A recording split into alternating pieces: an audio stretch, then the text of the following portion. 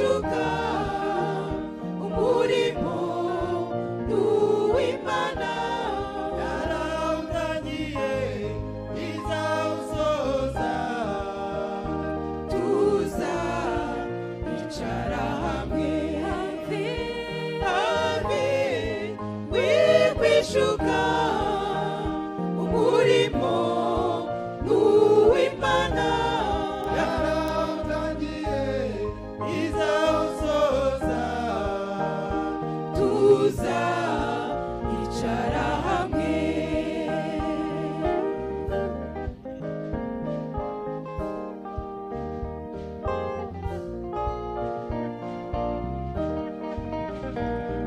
geragezwa harimo n'ibice bizanwa mw'itorero kugira abemewe n'abatemewe bagaragare hafi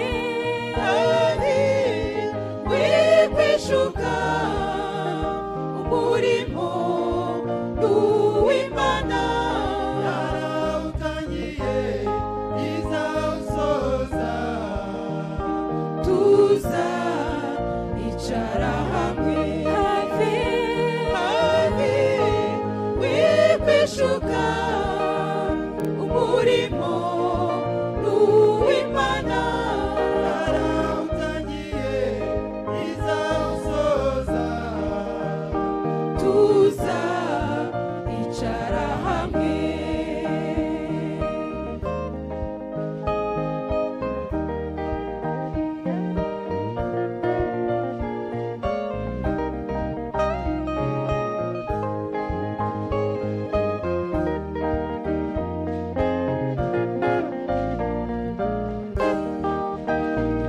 ibisitaza ni ngombwa ariko inyuma hari ishyano kuri wa wundi ubizana ibyiza nuko yataka mu nyanja hafi wikwishuka umurimo n'uw'Imana yarawutangiye izawusoza tuza icara hamwe hafi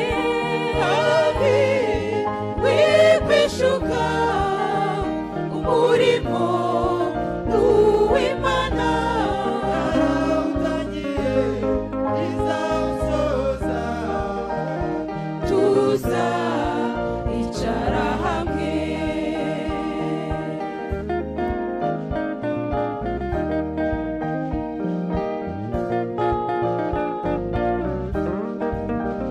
muri buri byose umwana w'Imana yisirika ku ijambo rizima agaca bugufi yirinda yiteguye gukora icyo rivuga hafi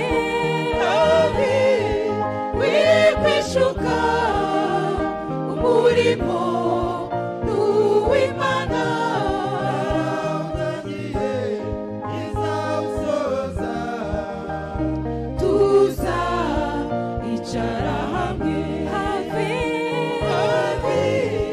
wikwishuka umurimo n'uw'Imana yarawutangiye izawusoza tuza icara hamwe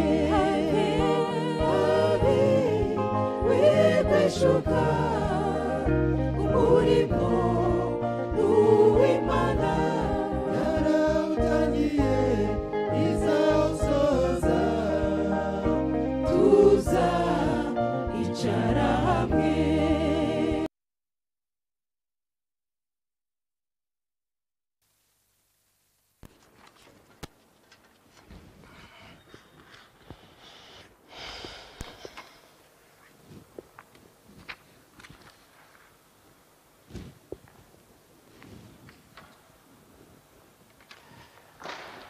Alléluia.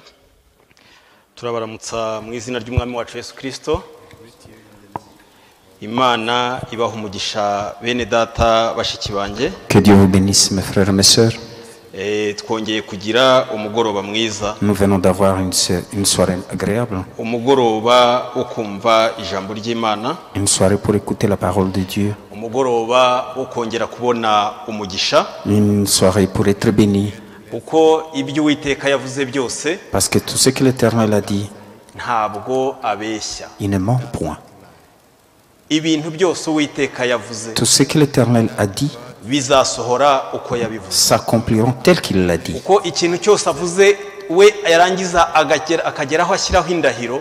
Et tout ce qu'il a dit, et il finit par jurer. Ntabwo arahira undi muntu ahubwo arirahira ubwe. Il ne peut jurer par quelqu'un d'autre parce qu'il jure par lui-même. ngo ijuru n'isi bizavaho. Parce qu'il dit les ciels et la terre passeront. Ariko ijambo ryanjye ntabwo rizavaho inyuguti n'imwe. Mais ma parole ne quittera pas un seul point. Hahirwa rero uwizera ijambo ry'Imana. Heureux celui qui croit la parole de Dieu. Ndasaba Imana kuri uyu mugoroba. Je prie Dieu pour ce soir. Ngo itange umugisha kuteza amatwi wese. Pour qu'il puisse bénir quiconque écoute. Kandi ihe umugisha n'undi uzaryumva. Qu'il bénisse quiconque d'autre l'écoutera après. Kubera ko uyu munsi Imana yatanze ubwenge. Parce qu'en ce jour Dieu nous a donné l'intelligence. Ijambo ribwirizwa none rishobora gukomeza kumvwa kuzageza igihe. La parole qui a prêché aujourd'hui peuvent être écoutées encore. Ubwenge bw'umuntu buzaba butakikora. Jusqu'à ce que l'intelligence de l'homme ne fonctionnera plus. Abana bayo yahaye ubwenge bwa tekinike bwo kugira ngo ijambo rigere ku mpera z'isi. Et que Dieu bénisse nos frères qui sont à la technique. Kandi humugisha umushumba w'itorero. Qu'il bénisse notre pasteur. Kubera ko ibikorwa byose bigira ubuyobozi bikoreramo. Parce que tout acte a une conduite dans laquelle il travaille. Mu isi nuko bimeze. Et étant sur terre c'est comme ça que c'est. Imana ishimwe kandi himbazwe. Que Dieu soit loué, qu'il soit glorifié. Reka twe gutinda. Sans tarder. Ikidushishikaje kuri uyu mugoroba ce qui nous préoccupe ce soir c'est la parole de Dieu. Kandi ntabwo turabumva gusa ahubwo turabumvira. Nous ne sommes pas seulement ceux qui écoutent mais nous obéissons. Kuko utumviye ijambo ry'Imana. Parce que si tu n'obéis pas à la parole de Dieu, mu byukuri uba urimo unyura uruhande rw'ubushake bwayo. C'est que tu es à côté de la volonté de Dieu. Reka dusome ijambo ry'Imana riri mu Migani ibice bitatu. Nous allons lire dans Proverbes chapitre 3. Dufate umurongo wa mbere dusimbuke dufate wa gatanu no tugeze kwa munani. Nous allons lire le premier et jusqu'au 8e. Mwene data aradufasha. Le frère va nous aider, il va lire seulement en Kinyarwanda. Aho turi kandi turahaguruka. Là où nous sommes, nous allons nous lever kubwo kubaha Imana yacu. Pour le respect de notre Dieu.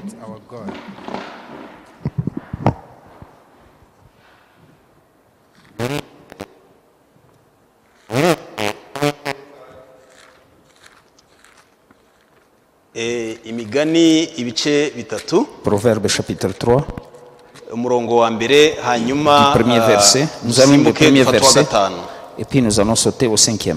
Mwana wanjye ntukibagirwe ibyigisho byanjye ahubwo umutima wawe ukomeza amategeko yanjye. Amen. Umurongo wa gatanu. Verset 5. Wiringire Uwiteka n'umutima wawe wose. Amen. We kwishingikiriza ku buhanga bwawe. Amen. Amen. Wa gatandatu. Verset 6. Uhore umwemera mu migendere yawe yose nawe azajya akuyobora inzira unyuramo. Amen. Umurongo wa karindwi. Verset 7. Ntiwishime ubwenge bwawe ujye wubaha Uwiteka kandi uve mu byaha. Amen. Amen. Wa munani. Verset 8. Zatera umubiri wawe kuba mutaraga ukagira imisokoro mu magufa yawe. Amen. Amen. Imana itanga umugisha mu ijambo ryayo. Que Dieu bénisse sa parole. Aho muri mushobora kwicara. Là où vous êtes, vous pouvez vous asseoir. Imana ishimwe kandi himbazwe. Que Dieu soit loué, qu'il soit glorifié. Imana yo izanye iri jambo. Quand Dieu amène cette parole. N'ayandi turi busome. Et d'autres que nous allons lire. Hari icyo ibigambiriye. Il y a un objectif. Uko iravuga muri Zaburi. Dans Psaume. Ngo yohereza ijambo ryayo kugira ngo ridukize. Il envoie sa parole pour tutazajya muri rwa rwobo. pour que nous n'entrions pas dans ces imana gouffres. nidufasha turareba urwo rwobo urwo ari rwo Nous allons voir de quoi est ce kuko gouffre-là. urwo rwobo ntabwo ari iriya mva umara kuva muri uyu mubiri ya metero imwe cyangwa metero ebyiri Ce bashyiramo n'est pas ces trous-là de 2 ou 3 umubiri mètres, wawe là où on met le corps quand cyangwa quelqu'un est umubiri décédé. wamajije kuva igihe umuntu w'imbere yamajije kuva muri iyi nzu Quand quelqu'un a quitté ce corps, yamaze kuva muri iyi ngando quand il quitte cet ahubwo hari urwobo habillement, ruvugwa muri iri jambo ry'imana il y a un trou, un gouffre dont la imana parole de iyo Dieu dit. yohereje ijambo nk'iri Quand Dieu envoie une parole comme celle-ci, iba ifite icyo ishaka il a un objectif. kuko ijambo ry'imana ni imbuto Parce que la parole de Dieu est une semence. mu kibwiriza umuhanuzi nk'uko twabivuze ubushize Dans la tuvuga ko prédication dufite du amahirwe prophète. kuko twahishuriwe umuhanuzi w'iki gisekuru Parce que nous avons dit que nous avons de la chance parce que nous avons eu la révélation du Kibwiriza prophète de notre kivuga- temps. Dans la prédication qui dit yuko imirimo igaragaza ukwizera les œuvres montrent la foi. les œuvres sont l'expression de la foi ku gika cy'ijana na 29 haravuga Au paragraphe pour 29, 129 129. pour recevoir la semence kugira ngo wakire imbuto le terrain doit d'abord être préparé kugira ngo ubutaka bwakire imbuto bugomba kubanza gutunganywa car ce qui a connu d'avance kuko abo yamenye kera il les a aussi prédestinés ni nabo yabiteganyirije guhera imana kera iri jambo Dieu, yamaze cette gutegura parole, ubutaka il a déjà préparé un bwo terrain kuzaryakira là où ce sera abo reçu. ngabo yabateguye Ce sont ceux-là kera. qu'il a préparés depuis. Si vous voulez le lire, c'est dans Romains 8, 28 à 34. ushatse gusoma ibyo ni mu Baroma igice cya 8 28 kugeza kuri 34 Vous pouvez aussi lire Ephésiens 1, ushobora no gusoma mu Befeso igice cya mbere umurongo wa mbere kugeza ku wa gatanu. Premier verset au 5e. Ce qu'il a connu, abo yamenye il les a appelés. yarabahamagaye Et ce qu'il a appelés, kandi abo il yahamagaye les a justifiés. Aho uri yarabatsindishije wavuga amen. Là où tu peux dire Niwe Amen. uhamagara C'est lui qui kandi appelle niwe weza. et c'est lui qui Et tout sanctifie. ce qu'il a justifié, kandi abo yatsindishije il les a déjà glorifiés. yabambitse ubwiza Tout est en ordre. byose biri muri gahunda Amen. Byose biri muri gahunda. Tout est en ordre. Byose biri muri Tout gahunda. est en ordre. Niyo mpamvu mwene data mushiki C'est wanjye pourquoi mon frère et ma soeur, Imana niyo il n'y a que Dieu yateguye wowe qui t'a préparé. itegura n'undi Il a préparé itegura l'autre. abazizera ijambo. Il prépara ceux Niyo qui croiront la mpamvu parole. utagomba kunyura ku ruhande. C'est pourquoi tu ne dois pas passer à Imana côté. iguha umugisha mu Que izina Dieu te ry'umwami wa bénisse Kristo dans le nom Kristo. du Seigneur Jésus-Christ. Twari twabonye mu kibwirizwa kivuga ngo l'église est dans sa condition. itorero n'uburyo bwaryo Itorero n'uburyo bwaryo. L'église est sa condition. Église est sa condition.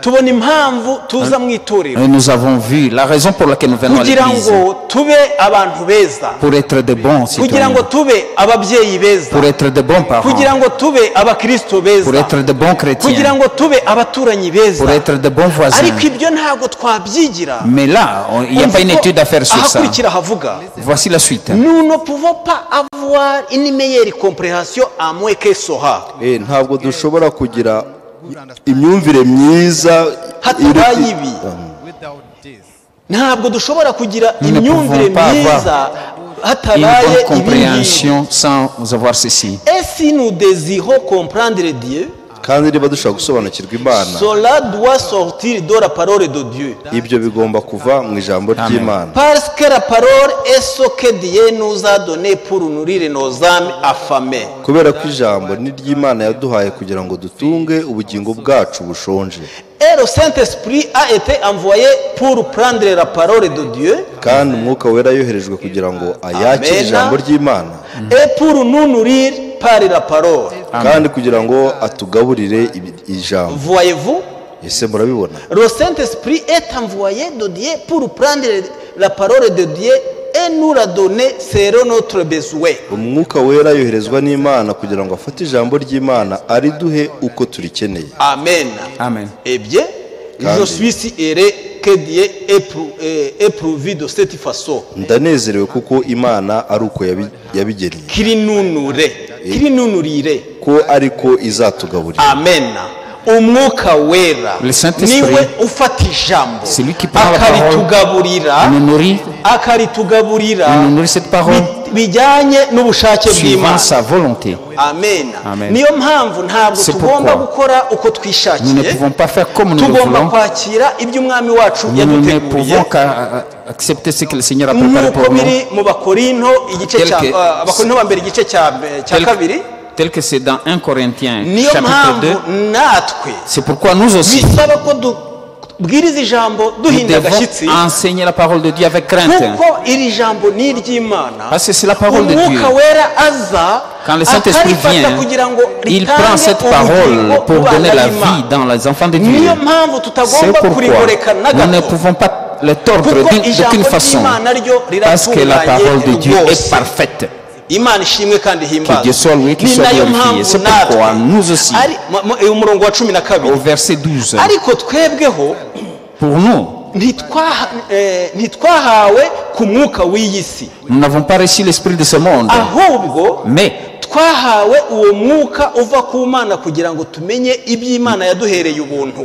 l'esprit qui vient de Dieu, afin de savoir ce que Dieu nous a donné par sa grâce. Ari byo tuvuga, Et ce que nous disons, ariko ntitubivugisha amagambo akomoka mu bwenge bw'abantu. non des discours qu'enseigne la sagesse de l'homme. Muribuka ko twasomye ijambo rivuga Vous ngo vous souvenez que nous avons lu la parole qui dit, mon fils, mon fils, ntiwishingikirize ku bwenge bwawe, ne compte pas sur ton ku bwenge intelligence. bw'iyi si Parce que l'intelligence de ce wabukoreshamo monde, diplôme, tu peux avoir un diplôme ubwenge avec. bw'iyi si La wabukoreshamo sagesse de ces hommes, impamyabushobozi, tu peux avoir un diplôme. wabukoreshamo ubwenge bw'isi nyine. Tu peux avoir l'intelligence Ariko niba de ce ushaka monde. ubugingo buhoraho, Mais si tu veux la vie ukaba ushaka éternelle, ijuru, tu veux le ciel, ntiwishingikirize ku bwenge bwawe, ne prends pas ahubwo confiance dans ton wishingikirize intelligence, ku bwenge bw'ijambo mais ry'Imana. prends la sagesse de la parole de Dieu. Imana, Que Dieu me bénisse dans le nom du Jésus-Christ. Seigneur Jésus-Christ. Amen. Amen. Ari ibyo tuvuga, ariko ntitubivugisha amagambo akomoka mu bwenge bw'abantu, Nous ne le disons pas avec l'intelligence de la sagesse des hommes, ahubwo tubivugisha akomoka ku mwuka. mais ce qui vient de l'esprit.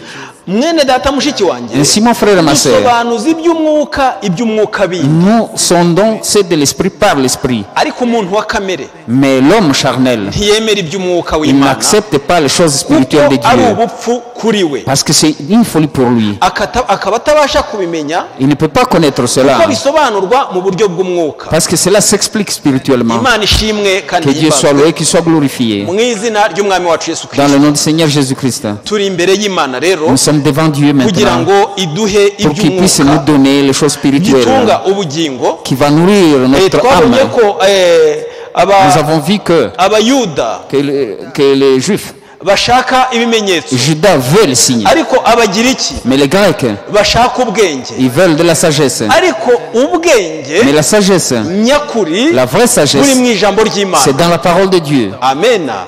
Imana Amen. ishimwe kandi Que Dieu soit loué, himbazwe. qu'il soit glorifié. Aho twashoreje ubushize, Là où nous avons clôturé la fois passée, twashoreje ku ijambo rivuga nous avons riri terminé mu en disant Bagalatiya la ibice parole ibice bine qui se trouve dans umurongo Galates wa 4, 28, 28, c'est par là que nous Bivuga avions ngo, terminé, oui, qui dit, nuko rero bene data, ainsi mes frères, amena, Amen, bene data bakundwa, Mes bien-aimés, n'abashiki banjye bakundwa, mes sœurs bien-aimées, muri abisezerano vous êtes de la promesse, nk'uko Isaka yarari. comme Isaac l'était. Amen. Amen. Ndagira ngo dukomereze aho Nous ngaho. pouvons continuer par là. Isaka yari ameze ate? Isaac était comment? Isaka yabonetse ate? Comment Isaac est Isaka venu? yabonetse kubw'isezerano. Isaac est venu par la promesse. Imana ubwayo Et Dieu seul, niyo yagiye kwa Aburahamu. il est parti voir Kandi Abraham. nawe mwene data mushiki Et wanjye, toi, mon frère et ma sœur, ntabwo ari wowe wasanze Imana. ce n'est pas toi qui Ntabwo ari wowe est allé washatse rencontrer Imana. Dieu. Ce n'est pas toi qui as cherché Nanjye Dieu. oya. Et même moi-même, N'undi non. wese oya. Et toute autre personne, Ahubwo non. Imana ubwayo, Mais c'est Dieu lui-même. yo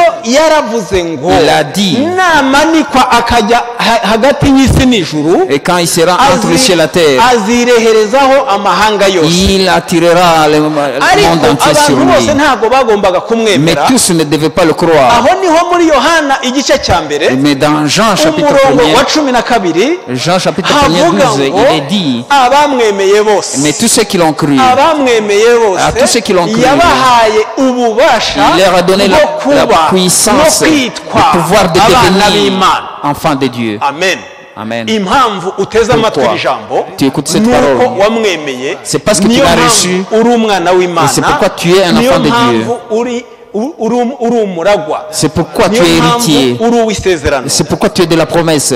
amen Amen. niyo mpamvu mwene data C'est pourquoi mon mushiki frère wanjye et toi ma sœur, kumenya ijambo ry'isezerano Connaître la parole de la bisaba ko promesse bitunezeza Vous devriez en être bigatuma heureux et tudakora content. nk'abataraba et amasezerano. ne pas faire comme Icyo ceux qui ne sont pas de la urimo gukora promesse. cyose, Tout ce que ukaba tu uzi fais, ko sache bien que, ukaba uzi ko et tu sais très bien que hari aho ujya tu as une hari destination amasezerano ufite et que tu as une promesse. umukobwa Une fille wamaze kubona isezerano qui a reçu déjà la promesse, warambagijwe qui est fiancée, ntabwo aba akigenda elle ne marche plus nk'utararambagizwa comme celle qui n'est pas encore fiancée. kuko aba afite Pourquoi? amasezerano Parce qu'elle a une ariko promesse. wamaze kurambagizwa Mais celle qui a été aramutse fiancée, ageze mais si elle marche comme si elle n'est pas encore fiancée, son fiancé peut la répudier. ibyo ngibyo ni ibigaragara hano Ça, mu c'est ce isi que nous voyons ici sur none terre. namwe Mais si vous aussi, et moi aussi inclus, la parole nous dit, turi nous abana sommes b'isezerano les enfants de la nk'uko promesse, Isaka yarari. comme Isaac l'était. amen Amen. imana ishimwe kandi himbazwe Que Dieu soit lui qui soit glorifié. kuko Parce que kumenya kristo connaître Christ ukizera ijambo rye et croire sa parole, ni ubugingo c'est la vie. ni ubugingo C'est la vie. ariko Mais kurimenya connaître, bisaba kuryitondera il faut faire attention.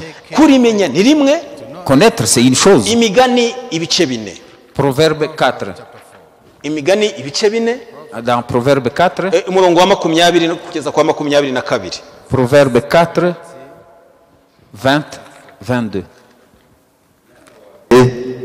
mwana wanjye ita ku magambo yanjye tegera ugutwi ibyo mvuga ntibive imbere y'amaso yawe amen ubikomeze mu mutima wawe imbere kuko ari byo bugingo bw'ababibonye bikaba umuze muke w'umubiri wabo wose amen imana iguha umugisha Que Dieu te bénisse. mwana wanjye tegera Mon ugutwi fils, sois attentif. tegera ugutwi Sois attentif ibyo mvuga à mes paroles. hanyuma bagera ku murongo wa 22 Quand tu arrives au verset 22, ibyo mvuga Ce que je nibwo dis, bugingo c'est ça la vie bw'ababibonye. pour ceux qui les ont reçus. amen Amen. ibyanditswe Ce qui est écrit bishorewe n'umwuka wera sont accompagnés par le Saint-Esprit. nibwo bugingo bwawe C'est ça ta vie. nibwo bugingo C'est la vie kuko elle-même. umwami wacu yesu kirisito Parce que notre Seigneur Jésus-Christ, quand il viendra, azatwara umugeni ijambo il ne prendra que l'épouse parole. amen imana ishimwe kandi Que Dieu himbazwe soit le qui soit ni nayo glorifié. mpamvu C'est pourquoi ijambo ry'imana rivuga ngo La parole de Dieu ugomba dit, kubyitondera tu dois faire attention à abantu cela. benshi bumva ijambo La plupart des gens ariko écoutent la iyo parole. utaryitondeye nta nubwo ubisobanukirwa Mais quand tu n'es pas attentif, tu ne peux pas comprendre. kuko utitaye ku byanditswe Parce que tu ne fais pas attention à ce qui est écrit bigendana n'insobanuro z'umuntu et vont avec les explications de l'homme. amen kuko Amen. ibi byanditswe Parce que ces écritures biragendana n'amahirwe vont avec la kandi chance. ya mahirwe ni Et ukugira cette ngo chance, uzabone ubugingo c'est buhoraho pour avoir la vie éternelle. bigendana n'ibyahishuwe Et qui igice cya vont mbere avec Apocalypse igice cya mbere au premier chapitre, umurongo wa mbere kugeza ku wa gatatu du premier verset au ngo troisième. ibyahishuwe na yesu kirisito Parce que ce qui a été révélé de kugira ngo Jésus-Christ bimenyeshe imbata ze pour faire kuko connaître igihe ça à ses gisiga igihe serviteurs. cyegereje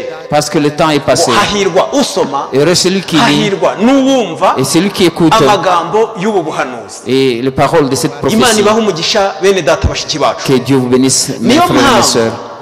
kutita pourquoi. ku byanditswe Ne pas vous préoccuper des ntabwo Écritures. bisaba ko dushyiramo insobanuro zacu Nous n'avons pas besoin de mettre nos ahubwo propres bisaba ko interprétations. ari wa mwuka Mais w'imana nous tumaze voulons l'Esprit kubona de Dieu que nous venons de ugenda mu voir, byanditswe qui marche dans les akicara mu Écritures mukozi wayo et qui est agakora mu- dans son agakora mu serviteur. mugaragu we Il va travailler avec son akagendana serviteur n'ibyanditswe akabigeza et ku il bwoko marche bwe. avec les Écritures et l'amène à son peuple. ibyanditswe Les Écritures, tubisubiramo nous le reprenons. ntuzatangazwe no kubisubiramo Et ne soyez pas étonnés kuko que nous le ibyo matayo reprenions. yanditse Parce que ce que Matthieu a écrit, mariko yabisubiyemo Marc a repris. mariko amaze kubisubiramo Après que Marc ait na repris Luka cela, abisubiramo et l'autre a repris ndetse aussi. si naho gusa On ne s'est pas limité muribuka là-bas. yuko mu isezerano rya kera Vous vous souvenez que dans l'Ancien Testament, aho twarimo tuvuga mu gutegeka kwa kabiri ibice umunani là où nous parlions dans ngo Deutéronome imana 8, yagucishije bugufi Dieu t'a iguha rendu umutima humble. utari uzi Il t'a donné du pain que tu ne connaissais n'abasokuruza pas batari et que bazi tes ancêtres ne connaissaient pas. Amen.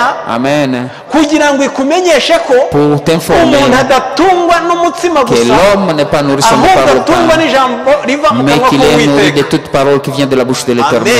Amen. Amen. hanyuma yesu Et kirisito après, araza abisubiramo Jésus-Christ est venu reprendre muri cela matayo ibice bine dans Matthieu umurongo 4. wa kane Matthieu 4, aravuga ngo 4.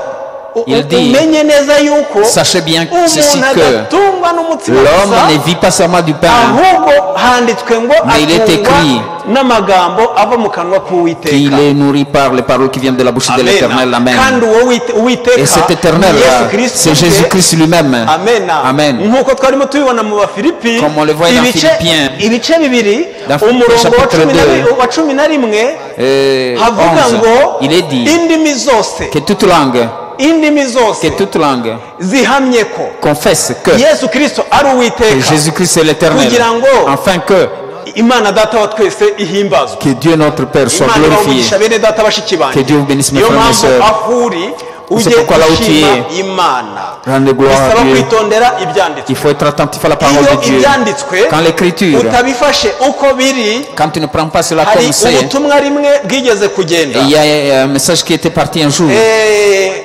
Umwami un roi, yari yohereje il avait envoyé, umuntu, bari bafashe umuntu ils avaient pris quelqu'un, yakoze icyaha, il avait fait du mal, il avait péché. hanyuma bohereza ubutumwa ku mwami On a envoyé le message au roi, bati uyu muntu yakoze icyaha, et cet homme a péché. noneho Et ainsi, arangije après, yandika urwandiko, il a écrit une lettre. aravuga ngo Il a dit, pourquoi kuki norotiwe pa, mumwica. Kill him. Why? And don't kill him.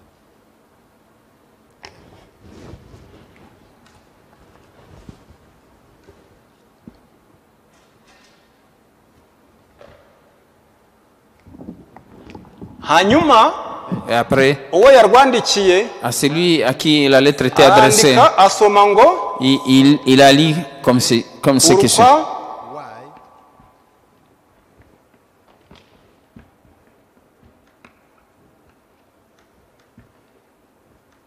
noroti pa. Why don't Kuki utamwica. ahambere La première place.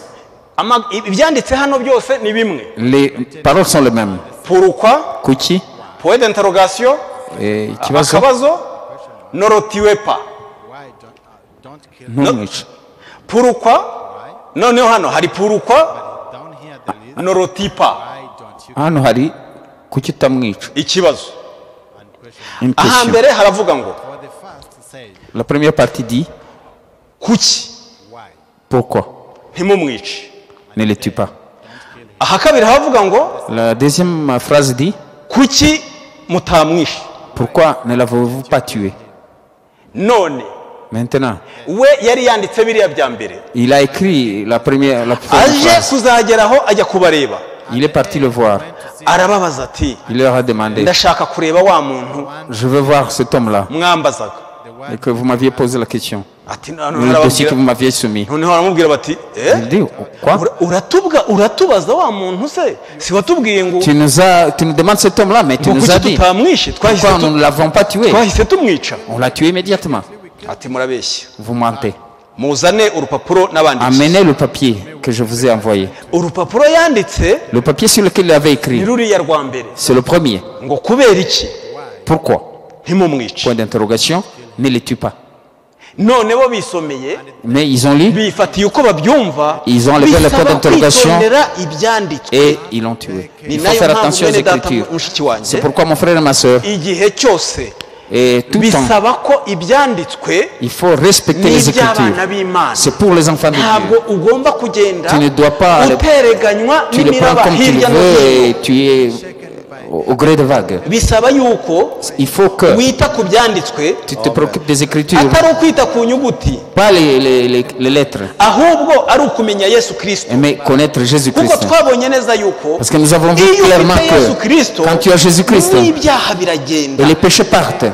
Iyo ubonye Yesu Kristo, Quand tu as Jésus-Christ, kuko Yesu Kristo arabwira abayuda ati parce que Jésus-Christ dit aux Juifs, murondora mu byanditswe vous sondez les Écritures, kuko mwibwira ko parce que vous pensez muri que byo mufite ubugingo qu'en elle vous avez la vie. kandi ibyo byanditswe nibyo Et ces bihamya. Écritures, c'est celles qui témoignent de moi. bagafata ibyanditswe Ils prennent les Écritures, bagashyira Kristo iruhande, ils mettent Christ de ariko côté. ibyanditswe na Kristo ni umwe. Mais les Écritures et Christ, c'est un. ahubwo iyo ufite Kristo, Mais quand tu as Christ, kuko maintenant, premièrement, umunsi wa Pentekote Parce que jour de Pentecôte, Petero yarahagurutse aravuga ati Pierre s'est mis debout, il a dit, bagabo bene data, mes frères, ibi mureba oh mes frères, ce que ni vous voyez, wa Kristo waje c'est le Christ qui est venu. mukamwica, Vous l'avez niwe tué. utubashishije gukora ibi C'est ngibi. lui qui nous a abwiriza donné le iminota pouvoir de faire 15. ceci.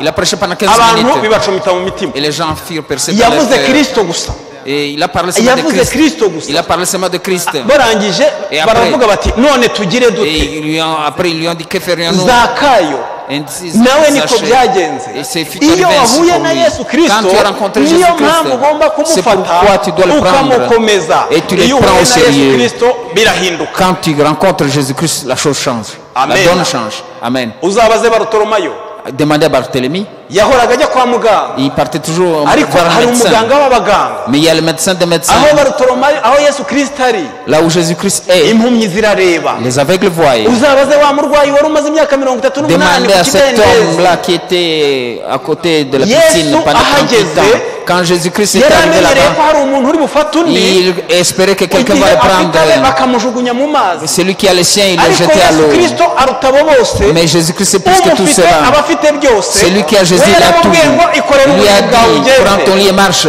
niba urimo wakirira Si ijambo, tu es en train de recevoir cette parole, ntutegereze niyo tutagusengera, n'attendez pas qu'on prie pour uba toi. wakiye Yesu Kristo. Tu as reçu Jésus-Christ. Imana ishimwe kandi Que ihimbazwe, Dieu soit le qui soit kandi glorifié. agukorere ibyananiranye. Qu'il fasse ce qui est kuko impossible. wa mugore wari umaze imyaka 12 Parce que cette femme qui venait de faire ari mu 12 ans, mugongo en train de souffrir, yaracunze, elle a yumva entendu, inkuru za Yesu, elle a entendu parler de yumva Jésus. arahanyuze. Et elle a entendu qu'il est passé par là. Oh, mes frères et mes mwibuke sœurs, neza ko mu gihe souvenez-vous bien cy'Abisirayeli, que du temps muri icyo d'Israël, gihe en ce umugore uri mu moment-là, mugongo une femme yabaga qui est ari dans cette ikizira. période était Ntabwo yagombaga une kujya mu maudite. bantu. Elle ne pouvait pas Ariko venir là où il y Yesu avait les Kristo, hommes. Mais Jésus-Christ, Yesu Kristo, mais Jésus-Christ, twebwe abari bapfuye nous tuzize qui ibyaha étions morts à byacu, cause de nos amajije péchés, kuza après qu'il soit venu, abera. nous sommes devenus Imana ishimwe saints. kandi himbazwe. Alléluia, que Dieu soit loué, qu'il soit Amen. glorifié. niyo mpamvu C'est pourquoi, icyo gihe en ce moment-là, yaraje il est venu, ahageze, arrivé yapfuye là-bas, kumukoraho gusa, il a seulement touché. yamukozeho Et gusa. là seulement Nta touché. nubwo Yesu Kristo arabaza ngo Et Jésus dit, ninde unkozeho. qui m'a touché? Amen. Amen. yabibwiwe n'iki? Nuko Comment il hari- a su? hari imbaraga yari Il y a imuvuyemo. une vertu qui l'a quitté. kwizera kwawe Ainsi ta foi bisaba ko guhamanya n'uko ijambo demande ry'Imana,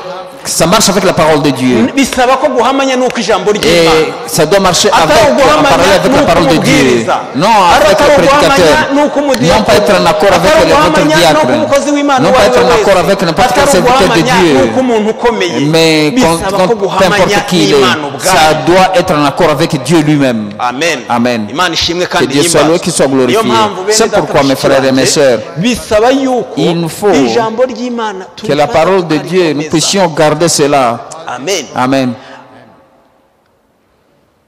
turavuga ngo Nous disons, aho twashoreje mu Bagalati ibice bitanu umurongo wa 28.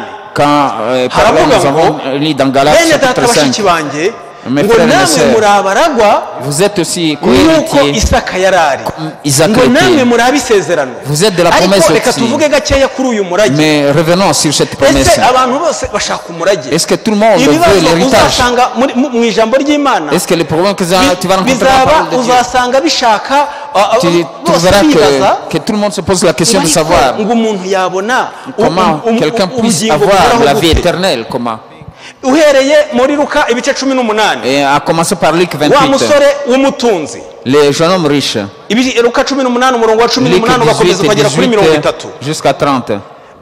Luc Haravuga 18, ngo, 18 jusqu'à nzi 30. neza ntabwo turi bujye gusoma Nous n'allons pas lire dufite cela. igihe gito Le temps nous est ariko très nzi limité. neza ko ufite igihe Mais je sais que cyo tu as le kugira ngo temps. nawe usome Et iyi pour que tu bibiliya puisses lire aussi ta Bible. kugira ngo Afin uhishurirwe que ibirimo tu aies la révélation niyo de ce qui mpamvu uyu contient. musore w'umutunzi C'est pourquoi c'est le riche. yaragiye asanga Yesu Le jeune homme riche est parti, il a rencontré aramubaza Jésus. ati Il dit, nakora iki que ferai-je kugira ngo mbone ubwami pour bw'Imana avoir le royaume de Dieu? nakora iki Que ferai-je? we Pour lui, yumvaga hari icyo yakora il trouvait qu'il y a une action à kugira ngo faire abone ubwami bw'Imana pour avoir le royaume des cieux. ariko ubwami bw'Imana Mais le royaume des cieux, ntabwo tububona kubera ibyo twakoze on ne l'a pas parce qu'on ahubwo a fait tububona quelque kubera ibyo chose. twakorewe Nous l'avons parce que quelqu'un a kuko fait quelque Yesu chose pour Kristo nous. yagiye ku musaraba Parce que Jésus-Christ est parti à la kugira croix. ngo umwizera En fait, wese quiconque croit en lui, azabone ubugingo buhoraho Il est la vie ngo éternelle. kuko Imana yakunze abari mu isi cyane Parce que Dieu a byatumye aimé ceux du itanga umwana monde. wayo w'ikinege Il a donné son Fils kugira ngo unique umwizera afin que atarimbuka. quiconque croit en lui ne périsse Imana rero point. yamaze gutanga Ainsi umwana Dieu wayo a icyo déjà donné bisaba le Fils ni unique. ukumwizera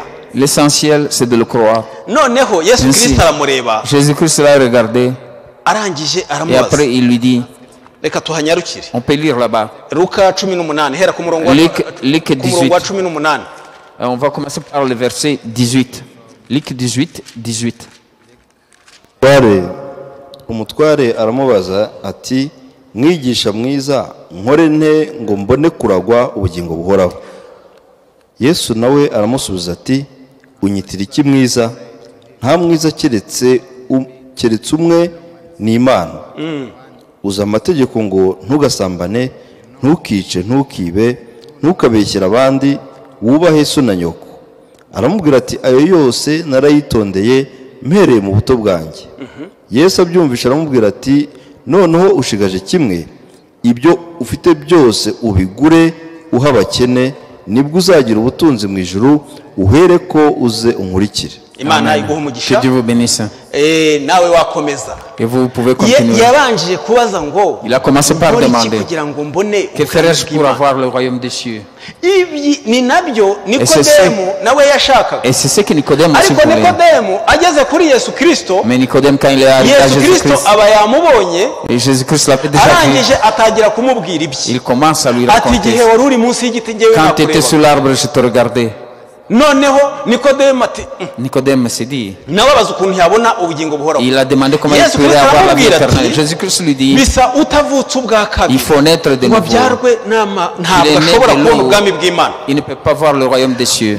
rya jambo ryatubwiye ngo ntiwishingikirize ku bwenge bwawe Cette parole qui nous dit ne compte pas sur ta sagesse. Nikodemu aribaza ati Nicodème nigute se posait umugabo la ungana question. gutya w'ubwanwa Il s'est- nasubira mu nda ya mama C'est dit nkongera un nkavuka homme adulte comme moi avec la barbe. Comment puis-je rentrer aramubwira dans ati la ntabwo ari mère pour naître? iby'umubiri Ce ne sont pas des choses ahubwo ni mu charnelles, buryo bw'umwuka mais c'est de la façon none spirituelle. haje undi musore w'umutunzi Mais un autre jeune homme riche bene est data venu. bashiki banjye Mes frères et mes uyu sœurs, muntu aruzuye cet homme est complet. uko ijambo ry'Imana rimuvuga La parole de Dieu telle que le riravuga ngo décrit. ni umusore Il dit c'est un jeune homme. umusore aba afite imbaraga Le jeune a une force. aravuze ngo umusore ni umusore C'est une jeunesse. ikindi ngo Appareil. ni umuyobozi Il était afite chef quelque part. icyubahiro Il avait la umuyobozi gloire. wese aba afite icyubahiro Et tout chef a ni une gloire umusore quelconque. C'est d'abord un arangije jeune. afite icyubahiro Et puis il a la gloire. kandi ni umukire Et il est riche encore. ni umukire C'est un riche. ntabwo ari umukene Ce n'est pas un pauvre. kubera ko baravuga ngo Pourquoi? ni umutunzi Parce qu'on dit qu'il est riche. si byo bene data Mais c'est bashiki pas ça, banjye mon frère, ni ma sœur. ukuvuga ni umukire ni C'est-à-dire qu'il est umutunzi riche et il possède des biens. ikindi kintu afite Autre chose qu'il a, ni umunyedini c'est un vrai religieux. ni umunyedini C'est un vrai kubera ko religieux. yabanje aramubaza ati Pourquoi? Il lui dit, amubwira atuze amategeko tu connais la loi, ntukibe ne tue pas, ntugasambane ne vole pas, ne commets yose pas uko ari d'adultère, icumi tous les 10 arangije aravuga commandements. ati Et après il dit, toutes ces lois je les ai observées kuva nkiri umwana mutoya depuis ma jeunesse.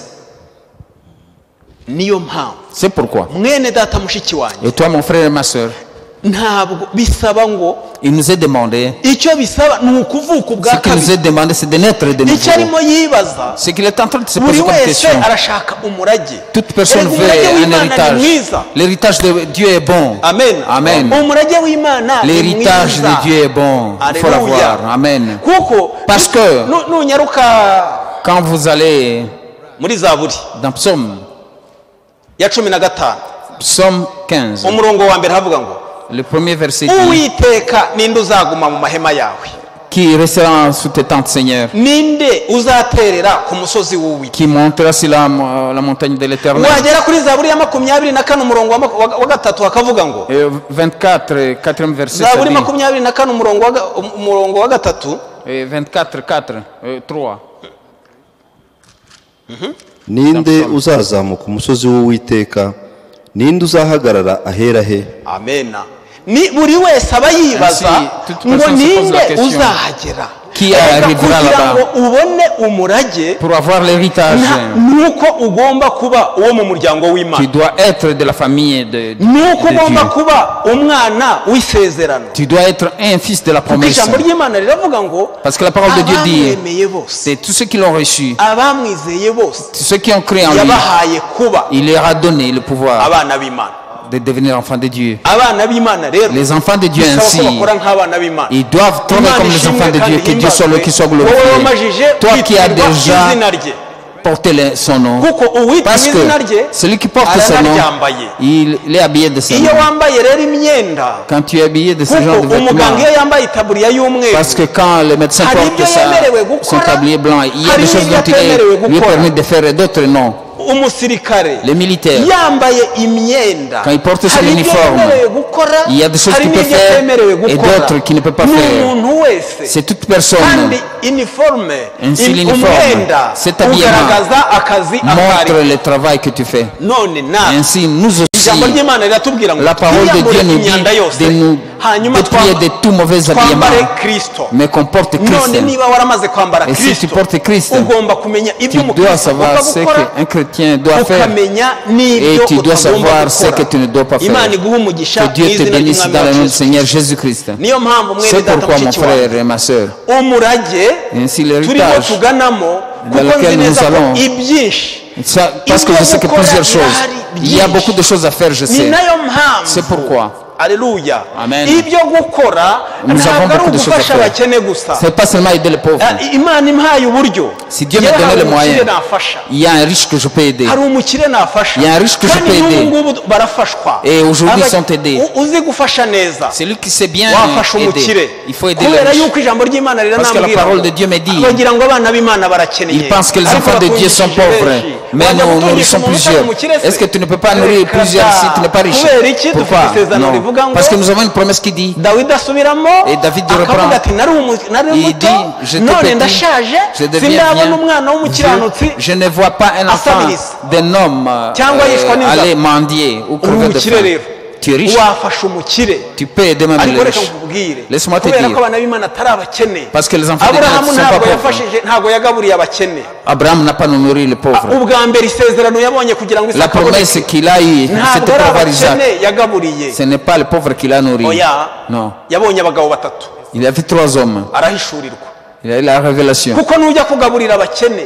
Quand tu vas nourrir les uzafasha ryari pauvres, abagaragu b'Imana, quand est-ce que tu vas aider les ariko serviteurs de abakene Dieu? nabo, Mais les pauvres itorero rifasha abakene rigafasha qui abapfakazi aide les pauvres. rigafasha imfubyi, Et ça aide les orphelins et les veuves. niryo Imana ishima. C'est ça ce que Dieu a créé. Imana ishimwe kandi Que himbazwe. Dieu soit le qui soit glorifié. Amen. Amen. Amen. Muzi neza ko yanyarutse, Vous savez bien qu'il a ntabwo ari fait. umukene yagiye ngo abagire ikimasa, Et il n'est pas parti comme pauvre pour égorger un peu.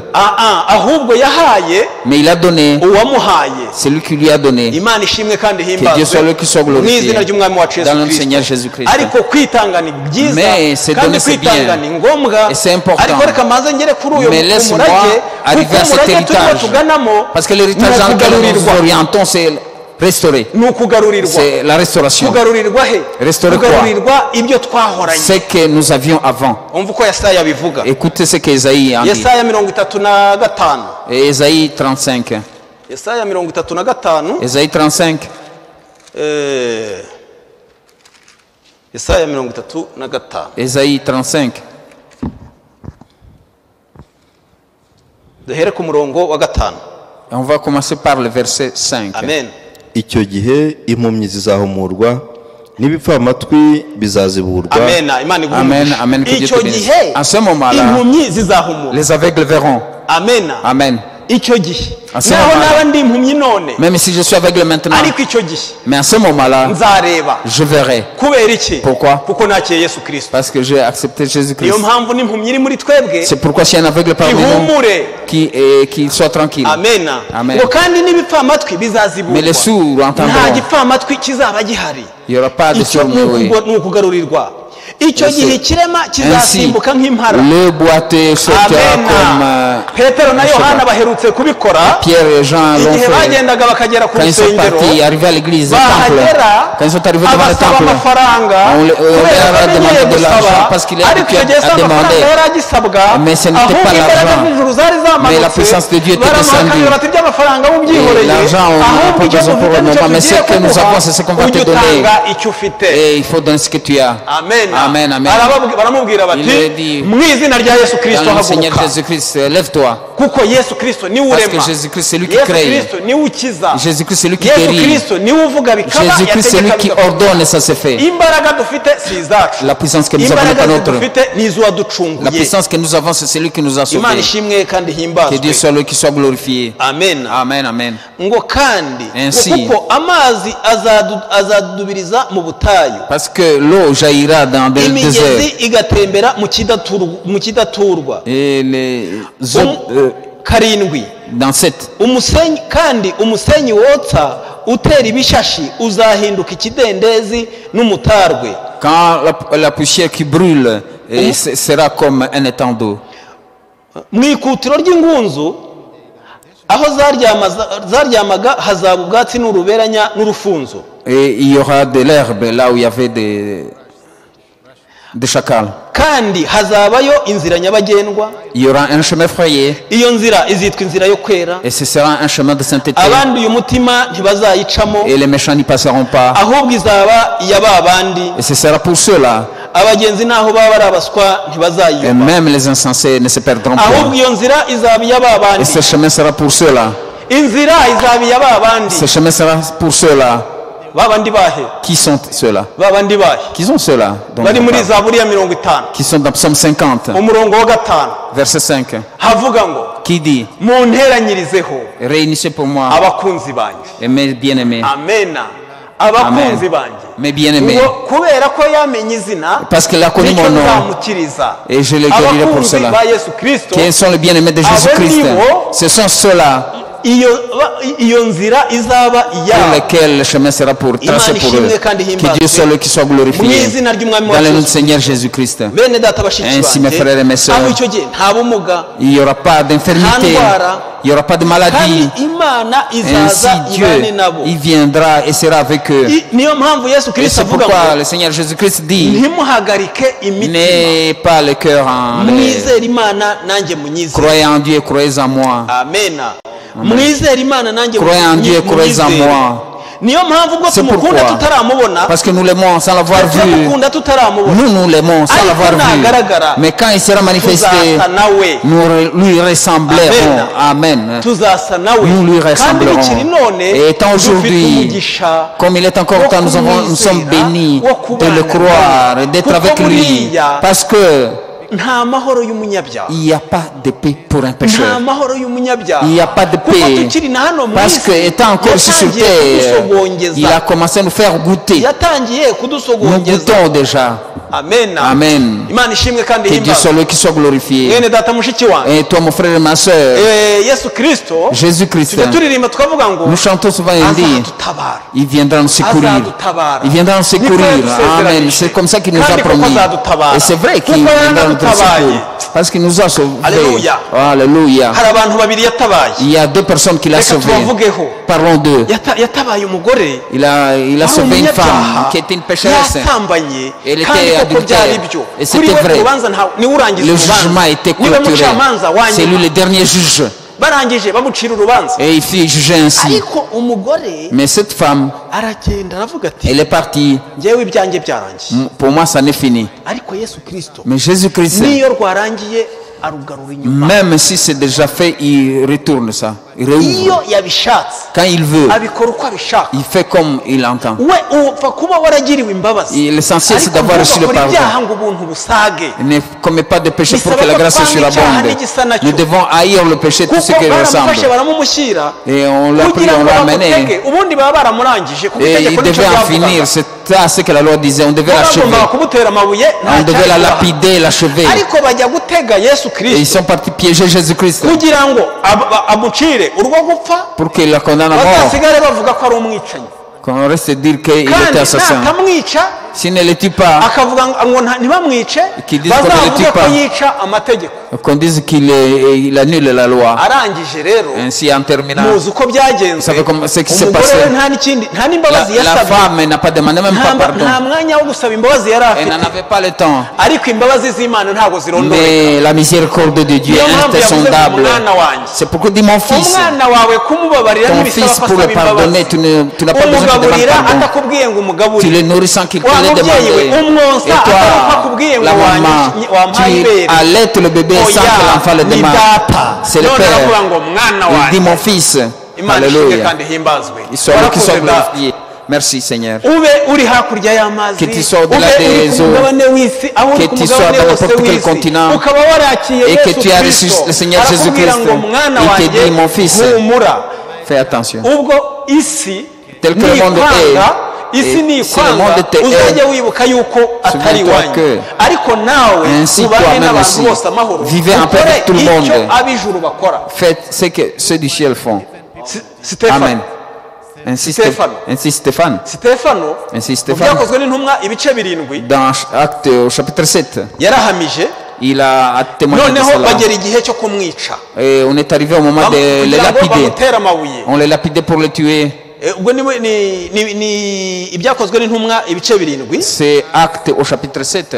ntekereza ari Je pense umurongo que c'est au verset.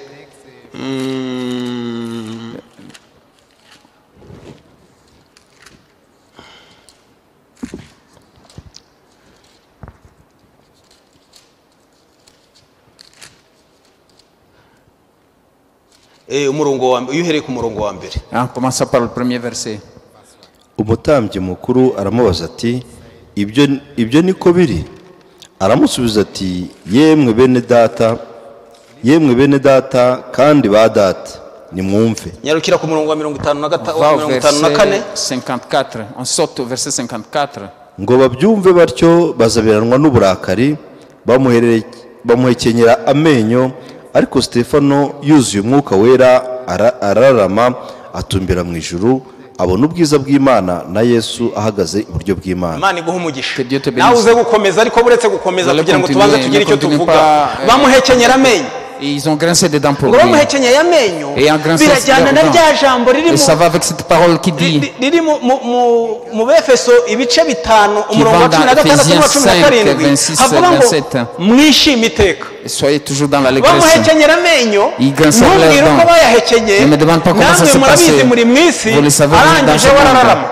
Et lui, ngo nyamara nimubona byakomeye Et si vous voyez que c'est difficile, muzararame gutabarwa il faut kwanyu kuva mu attendre ijuru de l'éternel, parce que la salut vient araramye du abona ciel. ijuru Quand riramukingukiye il a ouvert abona ses yeux, umwami il a wacu vu- yesu kirisito Il a vu notre Seigneur ntabwo Jésus-Christ. byababujije ko bamutera amabuye Cela n'a pas empêché ngo qu'on le hanyuma lapide. bamutera amabuye Après, ngo on l'a bamutera lapidé. amabuye On ngo l'a arangije lapidé. ngo aravuga ngo Et après, il leur a dit, mu kurangiza Pour aravuga terminer. ngo mwami ubababarire Seigneur, iki pardonne-leur cyaha ce péché. kuko batazi icyo bakora parce qu'ils ne savent pas ce qu'ils sont en train de faire. amen ni Amen. nayo mpamvu C'est we pourquoi. yari azi neza icyo arimo savait akora lui-même ce qu'il était ni nayo en train de mpamvu faire. agezeyo C'est wa yesu Dès que- yabonye aussitôt wa mwami arrivé, Jésus a w'abami vu. niwe wamwakiriye C'est lui qui amajije l'a gushyira reçu. mu mwuka Et après la mort, ageze mu ijuru arrivé au ciel, niwe wamuhaye karibu c'est lui qui l'a accueilli. niyo mpamvu mwene C'est data pourquoi, mon frère, nibakubabaza si on te fait du mal, bakakurenganya on te prive de ta liberté. bakakurenganya Et qu'un seul- uzajya urengana liberté. ariko uhagaze mu ruhande Mais rwa yesu souffrez, mais étant à côté de bakurenganye Jésus. uri kumwe na yesu Qu'on kirisito puisse kuko iyo uri kumwe te na yesu maltraiter quand tu es avec kirisito Jésus-Christ. Parce que quand tu es avec Jésus-Christ, birakemuka tu as la solution. ibaze noneho stefano Ainsi pensez un peu à aragiye Stéphane. aragiye Et il en arrive kuko yabwiye jusqu'à ce imana ngo mwami Il a dit, wakire umwuka Seigneur, wanjye reprends mon esprit. wakire umwuka wanjye muri kwa Prends mon kwakira esprit. umwuka we Le simple ni de wa recevoir son muntu esprit, w'imbere, c'est la personne uw'imbere intérieure. yagiye, La personne bo intérieure est basigaranye partie. umubiri Ils wa sont Sitefano restés hariya. ce corps-là. Mbega ibyishimo, Quelle joie. imana ishimwe kandi Que himbazwe. notre Dieu soit le qui soit glorifié. uwo njyana ikomezaho Celui-là sur lequel je me nta fonde. wundi Il y a pas quelqu'un ni d'autre. Kristo, reka mubashimire nti Laisse-moi. arampaza Il me suffit wenyine. à twihute lui-même. mu byahishuwe Nous allons kugira ngo dans dusoze. Apocalypse pour terminer. amena byahishuwe Amen. Apocalypse 21 au chapitre 21. kubera ko ibyo dukora byose, Parce que tout ce que nous faisons, amena, Amen, ibyo dukora byose, tout ce que nous faisons, duhere ku murongo wa gatatu. nous allons commencer au verset 3. buriya mwene data mushiki wanjye, Ainsi, mon frère et kugira ma ngo sœur, ubone umurage, pour que tu puisses tuzi avoir neza l'héritage, ko nous savons uyu bien mubiri que ubora ce ntabwo corps qui uzaragwa pourrira de kutabora. corruption, il Amena. pourrira un jour. uyu mubiri ubora Ce ntabwo corps uzaragwa n'héritera kutabora. pas l'incorruptibilité. ntabwo bishoboka. C'est impossible. Ibyakozwe n'intumwa 20, Et mbere yuko tugera dans, kuri 21, dans umurongo wa Apocalypse 15 verset 16, 15 haravuga ngo Il kandi est dit, umuntu wese toute utabonetse personne ko yanditswe muri cya gitabo qui ne se cy'ubugingo trouve pas écrit dans le livre de vie, muri iyo nyanja yaka il umuriro. est jeté dans le feu ardent. hari igitabo, Il y a un livre, hari n'ibitabo. il y a des livres. bisaba kugira ngo ubone umurage. C'est un iyo héritage. uri mu muryango w'Imana, Quand tu es dans une famille de Dieu wandikwa mu gitabo cy'identité yayo, et vous êtes écrit dans cette kuko identité abana du chef de la maison, bandikwa des mu parents. gitabo cy'irangamuntu ya se. Parce que les enfants sont abana répertoriés b'Imana dans les rero livrets de leur bandikwa papa. mu gitabo cy'Imana. Et nous sommes aussi répertoriés Amen. dans les livres de notre Ni nayo Père mpamvu Dieu. C'est tugira pourquoi amahirwe nous sommes kubera yuko chanceux. na leta Parce que yandika gouvernement écrit abana seulement. mu gitabo. Il est écrit iyo dans un yanditse abana livre. mu gitabo Quand aba vous ari êtes écrit ukugira dans un livre, ngo umwana c'est pour que atazarengana, tout enfant ne soit pas victime, abe afite ubwenegihugu. qu'il ait la nationalité. Amen. niyo mpamvu rero C'est pourquoi n'abana b'Imana les enfants de banditswe Dieu mu gitabo sont écrits dans un livre cy'ubugingo. de vie. abanditswe mu gitabo Ceux qui cy'ubugingo sont écrits dans le nibo livre de babona vie, umurage. c'est ceux-là qui reçoivent kubera ko l'héritage. batawufite, Parce que ubwo si tu n'en waba as yaje pas, kwiyitirira il s'est fait iby'iwanjye, appeler umutungo wanjye dans mes kandi biens, atari pourtant, uwanjye. et Imana ce n'est ishimwe pas kandi mien aussi. himbazwe. Que Dieu hari soit le qui soit igitabo glorifié. hakaba Il y a un n'ibitabo. livre et des livres. hari igitabo Il y a hakaba un n'ibitabo. livre et des livres. ku murongo wa 12, Et nous sommes au verset 12. umurongo wa 12 haravuze ngo Au verset 12, il est écrit, mbona abapfuye Et je vis les morts, abakomeye n'aboroheje les hommes bahagaze faibles, imbere y'iyo ntebe, étant debout nuko devant ibitabo birabumburwa. cette chaise-là et les livres furent twabonye ouverts. igitabo noneho n'ibitabo birabumburwa. Et nous avons vu les Ngo livres kandi et des livres furent ouverts. n'ikindi gitabo kirabumburwa, Et notre livre fut ouvert ari cyo gitabo cy'ubugingo. et que le livre de vie. abapfuye bacirwa imanza Et les morts furent z'ibyanditswe jugés muri ibyo sur ce ibyo qui est bitabo écrit dans ces zikwiriye ibyo livres-là. bakoze. Méritant ce qu'ils inyanja ont fait. igarura abapfuye bo muri Ici, yo, l'océan urupfu retourna les eaux n'ikuzimu qu'il a. bigarura abapfuye bo muri byo, Les morts bacirwa revinrent à la imanza vie zikwiriye ibyo umuntu wese et ils yakoze. furent jugés selon ce qu'ils urupfu avaient fait. n'ikuzimu La mort bishukunywa muri ya nyanja yaka umuriro n'amazuba. et ils furent jetés dans ce feu amen. de soufre. Imana ishimwe kandi Que himbazwe. Dieu soit loué, qu'il soit glorifié. niyo mpamvu C'est pourquoi. mwene data mushiki wanjye Et toi, mon frère et ma soeur, ugomba tu dois kumenya ko tu ugomba dois savoir que kugeza aho Imana izahanagura amarira. jusqu'à ce que Dieu viendra effacer les larmes. hanyuma hepfo haravuga ngo Et en bas, il est dit, numva ijwi rirenga j'entends rivuye une voix kuri ya ntebe rivuga riti qui vient de cette dore ihema chaise-là, ry'Imana riri hamwe sur le n'abantu trône. kandi izaturana nabo Et bazaba Dieu abantu est avec bayo les hommes, il kandi sera- Imana ce sera ces hommes, ubwayo et Dieu izabana lui-même nabo sera avec eux. ibe Imana yabo. Et éternellement, il sera leur izahanagura Dieu. amarira yose Il ku effacera maso toutes yabo, larmes de leurs yeux. kandi urupfu ntiruzabaho Et la mort ne sera pas. ukundi. Par kandi ailleurs, umuborogo cyangwa gutaka cyangwa kuribwa et ntibizabaho il n'y aura ukundi. plus de souffrance kuko outre mesure. ibya mbere Parce que les premières bishize. choses sont passées.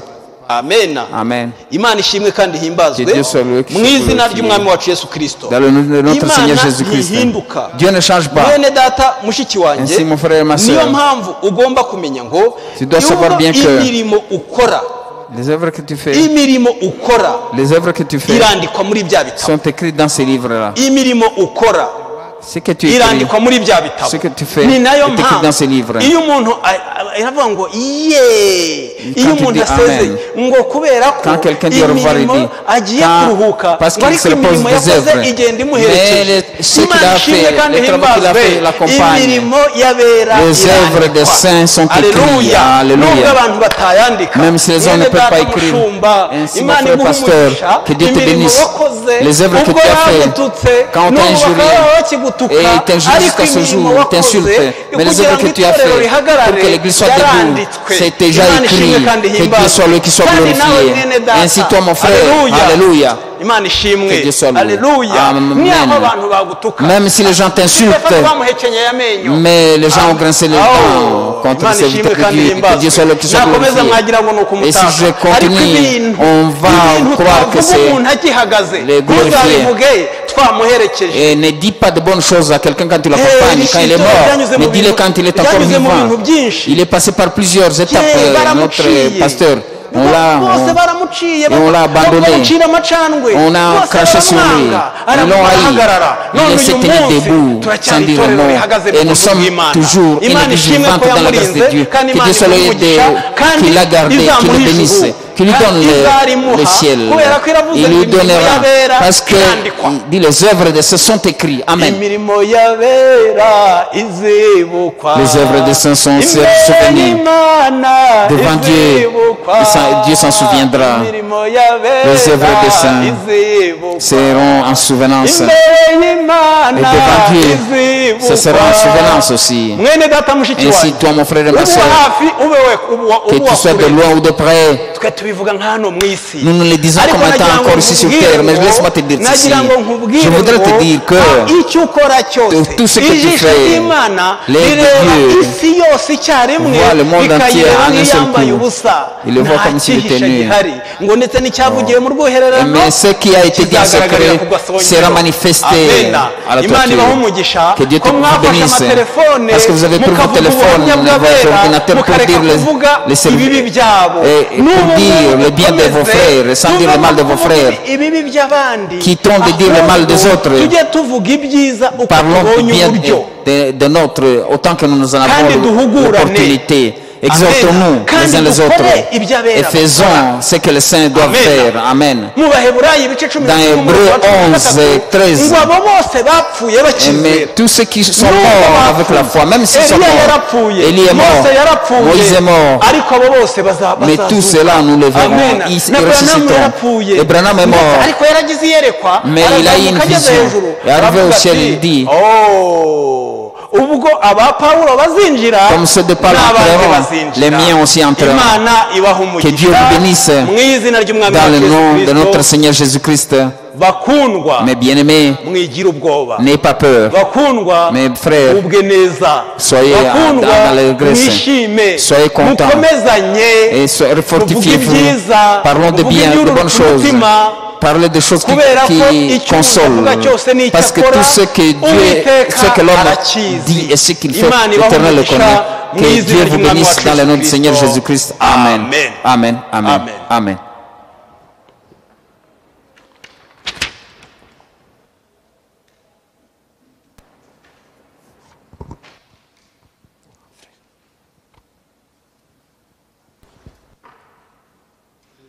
Amen. ni iby'ukuri ni C'est la iby'ukuri vérité, c'est la vérité. ijambo ry'imana nk'uko La parole de twaribwirijwe Dieu, comme nous l'avons reçu, uku niko twambara kirisito et c'est comme ça qu'on s'habille de Christ. ntabwo ushobora kwambara kirisito Tu ne peux pas être habillé de Christ mu gihe utagendanye nta kibazo mu gihe utagendanye quand tu ne marches pas na gahunda avec l'ordre, en ordre, na gahunda y'ijambo et ry'imana l'ordre de la parole de Dieu. ntibishoboka Quand tu n'es pas en ordre avec la parole de Dieu, c'est tugomba impossible. kumenya ngo Nous devons savoir bien que, buri munsi uko tubwirizwa et toutes les fois quand nous recevons tuba l'enseignement, twambara kirisito nous sommes en train de nous habiller de Christ. amina Amen. tuba twambara kirisito Nous nous habillons de Christ. kandi muri data yatubwiye Ainsi, ijambo nos ryiza frères cyane nous a prêché une bonne parole. ijambo ryiza Une parole yuko tugomba kubana n'abantu bose que nous devons amahoro vivre en paix avec tout le monde. twese tugomba kubana n'abantu Nous bose devons amahoro vivre en paix avec tout le monde. nanone Ainsi, nk'uko yabivugaga comme il le disait, umurimo w'imana l'œuvre de Dieu, umurimo w'imana l'œuvre de Dieu, n'uw'imana nyine c'est l'œuvre de Dieu. n'uw'imana C'est l'œuvre de Dieu. kuko baramubajije ngo Parce qu'on lui posait la question, ibyerekeye gukorera imana qu'est-ce que travailler pour Dieu? imana iguha umugisha mwene Dieu data te bénisse mon frère. wanteraga amawuwa Toi qui m'es lancé de fleurs, nk'uko tuyatera n'abandi bose comme nous lançons de fleurs à d'autres aussi, bakorera imana qui œuvrent pour Dieu, cyangwa bene data na bashiki bacu ou mes frères et mes sœurs, ku bikorwa runaka de tel ou tel ni autre byiza acte, turavuga ngo c'est une imana bonne ibahe chose. umugisha Que cyane Dieu vous bénisse richement. nawe nk'uko amaze kuririmba Et comme il vient de chanter, comme il kubwiriza vient de prêcher, tugahabwa et umugisha comme nous sommes bénis aussi, turavuga ngo imana iguhe umugisha on cyane lui dit aussi que Dieu vous bénisse aussi. ariko ni ukuvuga ngo c'est-à-dire- ntabwo ari we Ce n'est pas lui, ahubwo ni kristo muri we c'est Christ en lui. kuko baramubajije ati On lui pose la none question de dukora savoir, iki que ferons-nous? none tugukorera iki Que devons-nous faire maintenant? twagira dute Que ferons-nous maintenant? ati Il dit- kunkorera Est vrai pour moi, gukorera uwiteka est vrai pour l'Éternel. ni uko twizera uwo yatumye C'est de croire en celui qui l'a envoyé. uwo yatumye kandi n'ijambo Et celui qui l'a envoyé, c'est lui. ni nayo Parole. tumaze kumva Et celui que nous venons ese d'écouter. bene data na bashiki banyu Ainsi, mes frères et mes sœurs, mwibuka mu by'ukuri yuko souvenez-vous bien clairement que, mwibuka est-ce que vous vous souvenez yuko que yesu ari mu ijambo rye que Jésus est dans sa parole? ese mwibuka Est-ce que neza vous vous souvenez bien yuko atari umuntu uvuga que ce n'est pas une personne qui parle? gusigwa kwa kristo niko kuba Et kuri l'onction hejuru ye de Christ est au-dessus de lui. mu gihe rero ubikerensa Et ukabisuzugura quand tu négliges cela, tu négliges ukabifata mu buryo et tu prends budasanzwe ça d'une façon à ta manière. kuko wenda utajya mu rusengero Parce qu'on n'entre plus dans l'église. cyangwa udashakisha ngo wirwaneho Tu ne cherches pas pour comprendre. uwiteka arabireba byose Et tu n'es pas attentif, l'Éternel voit tout cela. arabireba byose L'Éternel voit tout cela. arabona Il voit bien abamusuzugura que tu négliges. erega agasuzuguro kari mu buryo Et bwinshi ainsi, la négligence est de diverses façons. agasuzuguro kari mu buryo La bwinshi négligence est de diverses nabyo façons. ni agasuzuguro C'est aussi. ariko hireba abandi babyitaho Mais heureux ceux qui s'occupent de la bati chose. twumve icyo uyu munsi uwiteka Et pour tuganiriza écouter ce que Dieu leur dit à leur jour. imana ibaha umugisha rero Que Dieu vous bénisse ainsi. kandi umugisha Qui umukozi bénisse wayo son serviteur. amina Amen. mwakire indamutso za bene Recevez les data hirya no salutations des hino frères par-ci par-là. bo muri kongo Les frères du Congo. hari abambaza niba twaratangiye Et kugira ceux ngo qui, batangire kuza et ceux qui me posent la question de savoir si nous avons déjà commencé à nous réunir pour qu'ils commencent à n'abandi venir. hirya no hino Et d'autres ariko par-ci par-là. uwiteka arabizi ari ku Mais murimo le Seigneur le sait lui-même, il est à l'œuvre. mwene bene data w'abatekinisien Et mes frères techniciens, barasaba ils demandent, imbabazi ils s'excusent z'uko habaye parce qu'il y a eu, ingorane muri tekinike il y a eu un petit problème au niveau des techniques. hanyuma bituma Et cela fait que bene data bakurikira les frères qui suivent, batumva neza ils n'ont pas bien entendu. ntabwo ngira ngo audio C'est du côté de l'audio, je crois. audio nibyo frere Est-ce que c'est cela, frère? amashusho Les images qui ont été problème. amashusho Les images s'excusent. Ils ont vu cela, mwihangane mais ni prenez ibintu patience. byakozwe n'abantu Ce sont des choses faites de main none d'homme. dufite iteraniro Et nous avons encore ejo saa moya n'igice demain à 19h30. hanyuma nanone ku Et cyumweru après dimanche saa yine à 10h. imana ibaha umugisha Que Dieu vous bénisse. reka twicishe bugufi Nous allons incliner nos têtes. shima imana haleluya shima imana amen shima imana haleluya shima imana amen asifiwe haleluya asifiwe amen yeye asifiwe haleluya asifiwe amen twongeye guhimbaza uwiteka mana On zima te glorifie encore, kubw'ubuntu Dieu bwawe vivant, n'imbabazi zawe par ta miséricorde turagusaba kubera et ta kudufasha grâce. mu rugendo rugana mu ijuru Aide-nous pour ce voyage pour aller au ciel. ndakwingize ku Je mugoroba te w'uyu supplie ce munsi soir, ijambo twumvise la parole que nous avons buri écoutée, wese umushoboze que mwami chacun de nous puisse être turizeye qu'il en arrive ariko par gushyira toi. mu Nous bikorwa croyons, mais pour mettre en ibyawe action, muri twebwe c'est toi mwami qui le fais en wowe nous. urakoze Merci, data merci Père. ugiye kubana n'abantu bose amahoro Donne-nous à vivre en paix ugiye avec tout data le uja monde. kujya gutinya ijambo ryawe Donne-nous la crainte de ta kugira inzara parole. n'inyota byo gukiranuka Et que nous ayons faim, soif de la umugisha justice. wawe Ainsi bénis ton serviteur, bénis les techniciens, bénis les interprètes, oh, tes enfants partout où ils sont, bénis les Seigneurs. Merci Père. Les malades, que les malades guérissent au nom du Seigneur Jésus-Christ. Que ceux qui sont faibles, que tu leur donnes de la force. Merci Père. Nous voyons beaucoup de témoignages dans ce dernier temps que tu fais de grandes choses pour tes enfants et tu ne laisses pas ton œuvre seul. Quoi qu'il arrive, Seigneur, ton œuvre continuera de l'avant. Ainsi continue avec chacun de nous. Et après que tu sois toujours avec nous dans le Seigneur Jésus-Christ. Amen. Amen.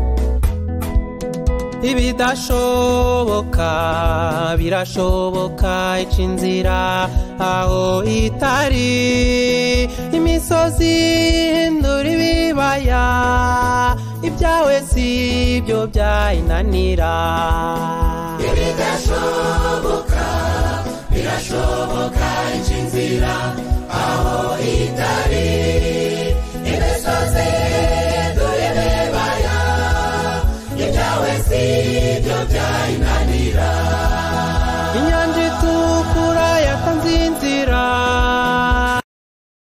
ibyawe si byo byayinanira ibuka igitare gitanga amazi ibyawe si byo byayinanira mu butayu Imana yatanze manu ibyawe si byo byayinanira gira kwizera byose birashoboka inzira aho itari imisozi dore bebaya ibyawe si byo byayinanira ibuka Imana izura Tabita ibyawe si byo byayinanira ibuka Imana ikiza ababembe ibyawe si byo byayinanira ibuka ikiza umukobwa wa Yayiro ibyawe si byo byayinanira ushidikanya ibidashoboka byose birashoboka inzira aho itari imisozi dore bebaya ibyawe si byo byayinanira yakuye abahemurayo mu itanura ibyawe si byo byayinanira yakuye Danieli mu rwobo rw'intare ibyawe si byo byayinanira no kwiheba ngusuhuza umutima ibyawe si byo byayinanira gira kwizera byose birashoboka inzira aho itari imisozi dore bebaya ibyawe si byo byayinanira izina rya Yesu abapfuye barazuka ibyawe si byo byayinanira izina rya Yesu abarwayi barakira ibyawe si byo byayinanira izina rya Yesu ibiragi biravuga ibyawe si byo byayinanira gira kwizera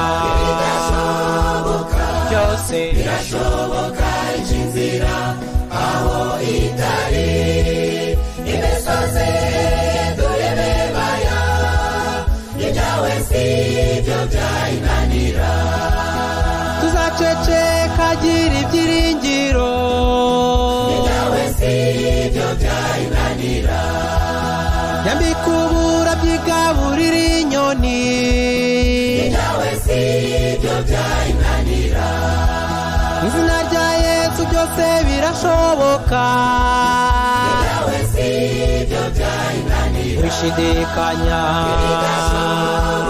byose birashoboka inzira aho itari imisozi durebaya ibyawe si byo byayinanira turakwizera birashoboka byose birashoboka inzira aho itari imisozi durebaya ibyawe si byo byayinanira